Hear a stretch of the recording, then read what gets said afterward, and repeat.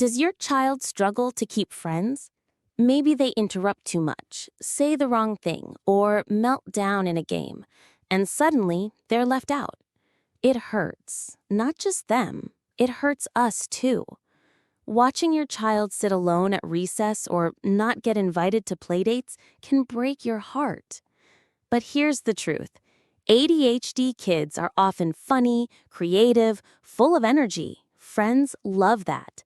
They just need extra scaffolding to smooth out the rough edges. ADHD makes it harder to read social cues.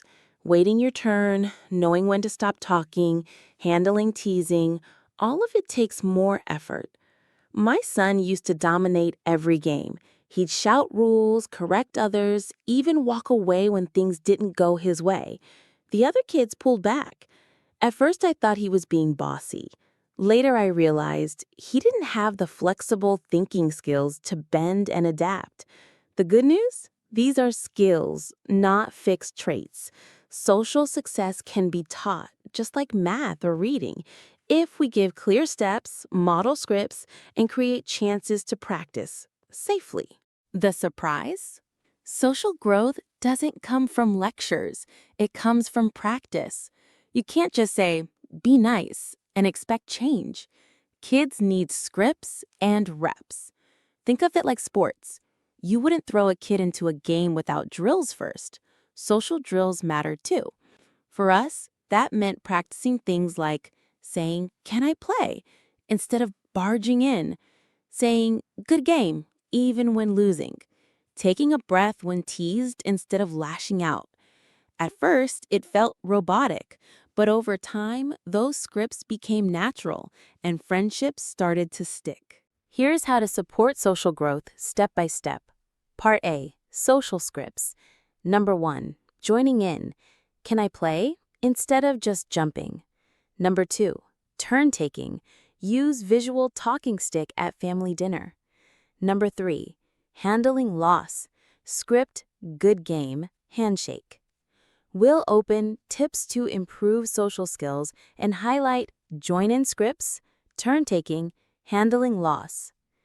Number B, flexible thinking. Number 1, role-play different game outcomes, win, lose, or tie.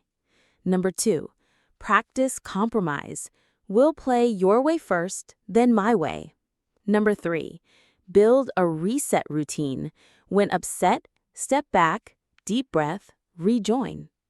We'll open tips to improve flexible thinking and highlight compromise, role play, reset. Part C, positive framing. Highlight strengths. ADHD kids are creative, funny, enthusiastic. Remind them friends love those traits. We'll open the positive characteristics in kids and teens with ADHD for encouragement. Troubleshooting quick hits. Number 1, always interrupting?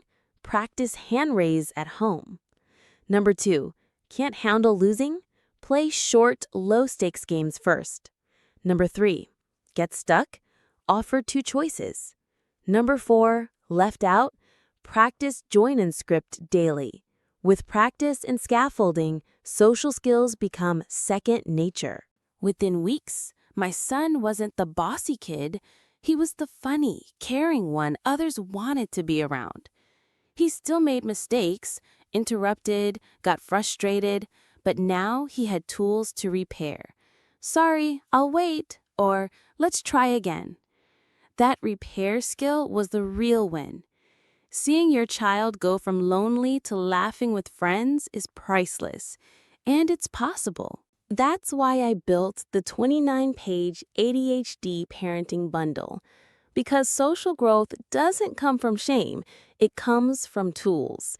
Inside, you'll find 1, social skills scripts. 2, flexible thinking tools. 3, positive traits reminders.